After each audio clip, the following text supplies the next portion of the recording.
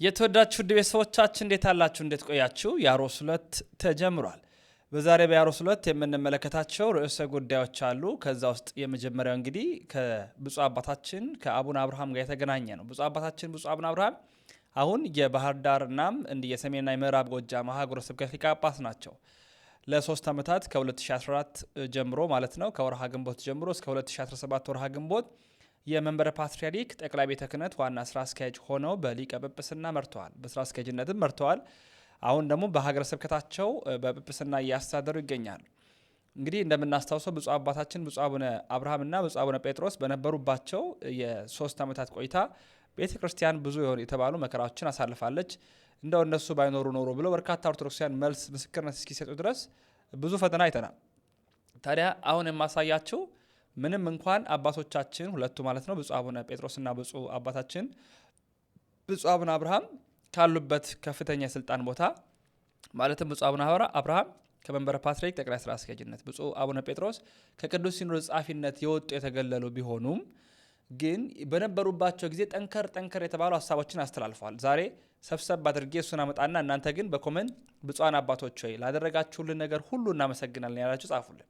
እናንተን እናመሰግናችኋለን ያላችሁ ሁላችሁም ኮመንት አድርጉልኝ። እኔ ደግሞ ብፁዓን አባቶች ያስተላለፉትን በነበሩበት ወቅት ያስተማሩትን ነገሮች ነው የማቀርብላችሁ። ወንድማችሁ ሁሉ መብራቱ ነኝ። ቀጥታ ወደ ቪዲዮቹ ላምራ። ወምነኪር መሐኮለ ገብርከ የድፍረት ኃጢአት ባሪያህን አይግዛኝ ነው። አሁን የድፍረት ኃጢአት የቤቱን ሰው ገዝቷል፣ የውጩን ሰው ገዝቷል። የማትደፈረውን ቤተ ክርስቲያንም እያስደፈረ ይመጣል። አሁን የቀረው በልውጡ ብሎ የመረካከብ ስራ ነች ቤተ ክርስቲያን የቀራት። ይህን ደግሞ ቆሞ የሚያይ የለም፣ ዝም ብሎ የሚያይ የለም። ሶምሶን ያለው አለ ትጻ ነፍሴ ምስለ ኢሎፍላውያን፣ ነፍሴ ከኢሎፍላውያን ጋር ትውጣ ነው ያለ። ከሃይማኖቴ ጋር የኔ ነፍስ ትወጣለች። በሃይማኖት አንደራደርም። ስለዚህ ሁላችንም በያለንበት ልንሰራው የሚገባንን እንስራ። ካህን እንሁን፣ ወታደርም ወታደር ይሁን፣ ሌላውም ሌላውን ራሱን ይሁን። በሚያስተሳስረን ነገር ግን ተሳስረን ጥላቻንና ሁከትን ሽብረንና አላስፈላጊ ነገርን እናርቅ። ካላስፈላጊ ጎጠኝነት፣ ዘረኝነት ከመሳሰሉት ነገሮች እንራቅ። የጎጠኝነቱ ምንጩ ቤተ ክህነቱ ሆኗል። ቤተ ክርስቲያኒቷ ሆናለች። ከሃይማኖቴ ቋንቋ ይበልጣል የሚሉ ሰዎች የተነሱበት ጊዜ ነው። ስወለድ ቋንቋዬን ይዤ ነው የተወለድኩ፣ ሃይማኖት ይዤ አይደለም የተወለድኩ፣ ሃይማኖት በኋላ የመጣ የሚሉ ካህናት የተፈጠሩበት ወቅት ነው። ይህንን ሁሉ ችለን አጎንብሰን ቤተ ክርስቲያኒቱን ለማሻገር የምናደርገውን ጎንበስ ቀና ማንም ሊረዳልን አልቻለም። ስለዚህ ምዕመናን ተረዱልን። ሁከት ከሚያመጣ ነገር ራሳችሁን ጠብቁ። ይልቁንም በበዓላችን ዙሪያ ራሳችሁ ተስተናጋጅ፣ ራሳችሁ አስተናጋጅ ሁናችሁ ከዚህ ቀደም በበዓለ መስቀሉ እንዳደረግ ነው እጅግ ደስ በሚያሰኝ ክብር፣ ደስ በሚያሰኝ ሞገስና ግርማ፣ ደስ በሚያሰኝ ያለባበስ ስርዓት ከማንኛውም የፖለቲካ አንጻር የራቀ ቤተ ክርስቲያኒቷን ብቻ የወከለ ኢትዮጵያዊነት የሚያኮራ መሆኑን የታየበት በዓል አክብረናል። በወቅቱ አመሰግናለሁ እንኳ ብዬ በጉረሮ የመታመም ምክንያት ምስጋና ሳላቀርብ ነው የቀረሁት። ዛሬ በዚሁ አጋጣሚ በበዓለ መስቀሉ ባደረጋችሁት ነገር ሁሉንም ካስከባሪው፣ ከከባሪው፣ ካስተባባሪው፣ ከተባባሪው ጀምሮ ነው የለም። እንዲህ አይነት ነገር የዘር ልዩነት የሚባል በኢትዮጵያ ምድር ላይ የለም። እናገራለሁ፣ የለም። የቋንቋ ልዩነት ነው ያለው። የቋንቋ ልዩነት ደግሞ ሰው ያደገበትን ቋንቋ ይማራል እንጂ የዘር ቋንቋ የሚባል ነገር የለም። ቋንቋ መግባቢያ እስከሆነ ድረስ ሰዎች በሚኖሩበት አካባቢ ያጠኑታል፣ አለቀ። ያ ቋንቋ የሰዎች መግለጫ አይሆንም፣ መግባቢያ እንጂ። ሰውን ቋንቋ አይገልጠውም። ሰውን የሚገልጠው ሰውነት ነው። ሰውነት ደግሞ በእግዚአብሔር አርአያና ምሳሌ የተፈጠረ ነው። ስለዚህ ሰዎች ይህንን መረዳት አለባቸው። በተለይ አማኞች ሰው ምንድን ነው? እንደ ክርስትና ሰው በክርስቶስ የዳነ በእግዚአብሔር አርአያና ምሳሌ የተፈጠረ ፍጡር ነው። ከዚያ ትውልድ እንጂ ዘር የሚባል ነገር የለም። ዘር ነው፣ ዘር አይነት ነው። ሰው አይነት የለውም፣ ትውልድ እንጂ ትውልድ እንጂ።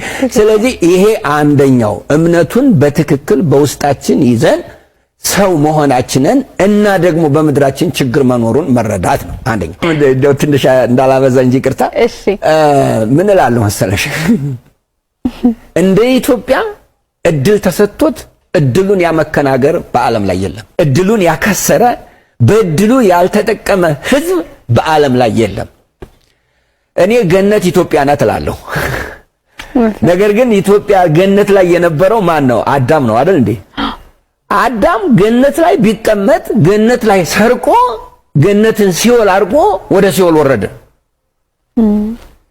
እኛ ገነት ላይ ተቀምጠን እንዴ የሚገርም እኮ ነው። እኔ ልጅ 3 ሰዓት 4 ሰዓት ሜዳ ላይ ተቀምጠሽ በበጋ የማይሞቅሽ በክረምት የማይበርድሽ አገር ዝናብ ሙሉ ቀን ሲዘንብበት ውሎ እቤቱ ልብሱን ቀይሮ በጤናው ተኝቶ የሚያድር ህዝብ ኢትዮጵያ ብቻ ነው። ሌላ ሀገር 1 ሰዓት ዝናብ ከዘነበበት ታሞ ሆስፒታል ይገባል ወይ ይሞታል። ዝናቡ መርዝ ነው።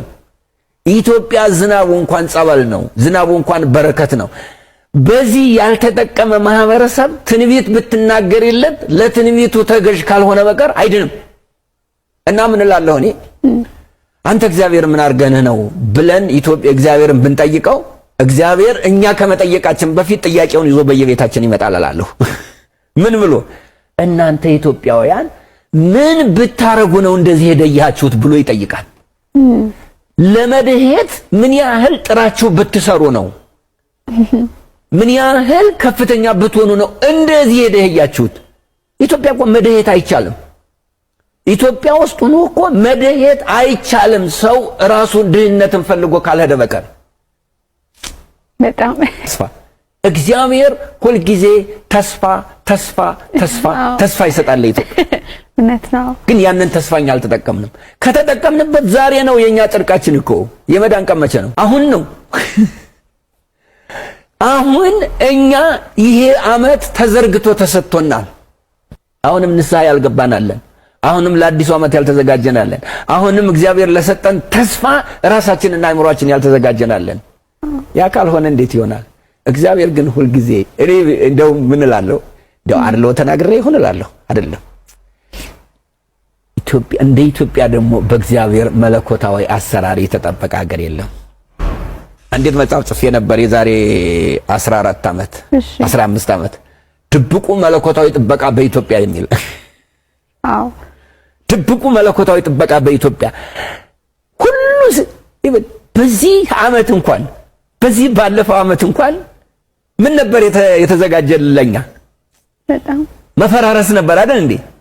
ፈርሳችኋል ብለውን እኮ የውጭ ሀገር ሰዎች ውጡ ተብለው አገር ያላቸው ሄደዋል። አገር የሌለን እዚሁ ቁጭ አልን እንጂ አገራችን ይቹ ብቻ ስለዚህ ወፈረሰው ለመኖር ቁጭ አልን እንጂ እግዚአብሔር ያንን ሰዎች ያፈረሱትን አገር ሰራው።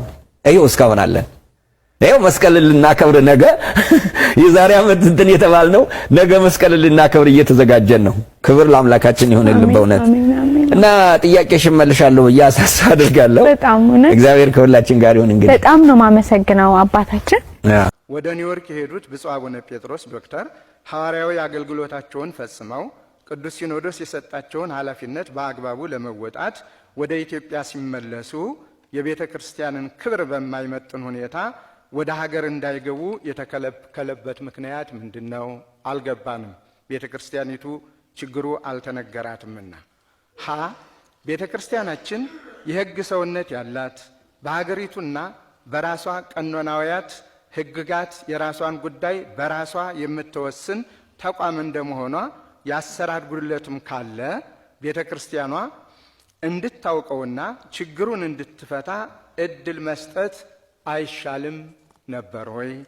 ለ የችግሩ መንስኤ ዜግነት ከሆነ በቤተ ክርስቲያን አስተምሮ መንግስተ ሰማያት በስጋ ልደት በጎሳ ማንነት ስለማትወረስና በተለያዩ አህጉራት የሚገኙ የውጭ ዜጎች የአህጉረ ስብከት የሥራ ኃላፊዎች ካህናትና ምእመናን ያሏት ስለሆነ በእምነታቸውና በመንፈሳዊ ሕይወታቸው በቅተው ለተገኙት ሁሉ ያለ ዜግነት ልዩነት ማዕርገ ክህነትን ሰጥታ በውጭም ሆነ በሀገር ቤት መድባ የማሰራት ቀኖናዊና ታሪካዊ መብት ያላት ሉዓላዊት መንፈሳዊ ተቋም መሆኗ ለምን ተዘነጋ?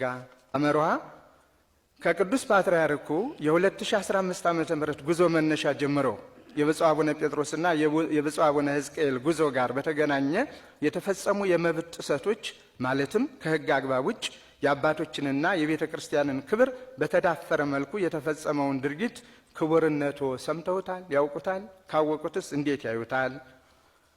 ሁለተኛ፣ የተለያዩ ጊዜያዊ ክስተቶችን በመጠቀም ክብረ አበውን መዳፈሩ በዚህ መልኩ የሚቀጥል ከሆነ የቤተ ክርስቲያናችንና የቅዱስ ሲኖዶስ ዋስትና ምንድነው? ትናንት አንድ ያደረጉት የጣሩለት የደከሙለት ሲኖዶሱ ምንድነው ክብሩ ሉዓላዊነቱ?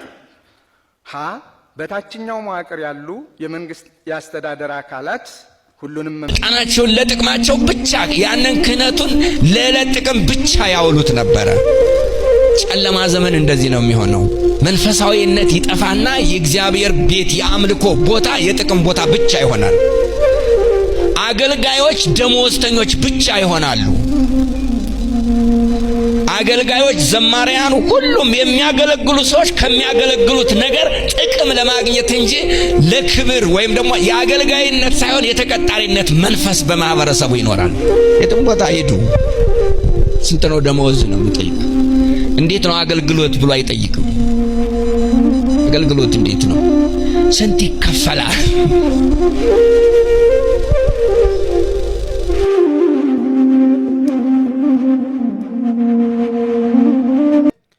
ብፁዕ አባታችን ብፁዕ አቡነ አብርሃም እንዲሁም ብፁዕ አባታችን ብፁዕ አቡነ ጴጥሮስን በእጅግ እናመሰግናለን። ላሳዩን ለ3 ዓመታት ተጋድሎ ከልብ ልናመሰግናቸው ይገባል። ሁላችሁም ሀሳብና ሴቶቻችሁን አስቀምጡ እያልኩኝ ተሰነባበትኩኝ። ወንድማችሁ ልዑል መብራቱ ነኝ። ያሮስ የእናንተም የእኛም ነው።